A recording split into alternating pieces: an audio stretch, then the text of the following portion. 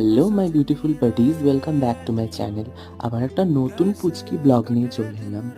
So কিছুদিন আগে আমি চলে গেছিলাম একটা শ্যুটে আমার কাজ করতে, আই মিন মেকআপ করতে। তো এই শ্যুটটা ছিল গিরিশ পার্কের একদম কাছে একটা স্টুডিওতে, আর এটা একটা ম্যাগাজিন শ্যুট ছিল। সো আমাকে দুজনকে সাজানোর কথা ছিল। সো প্রথমে আমি স্টার্ট করে দিলাম জনিকে সাজাতে। তো প্রথম মেকআপটা খুবই সিম্পল ছিল, খুবই স্যাটল একটা লুক ছিল। ধুতি ড্রেপিংটা আমি করেছিলাম, আর মেকআপ করে ওপরে একটা কলকার কাজ ছিল মুখের উপরে।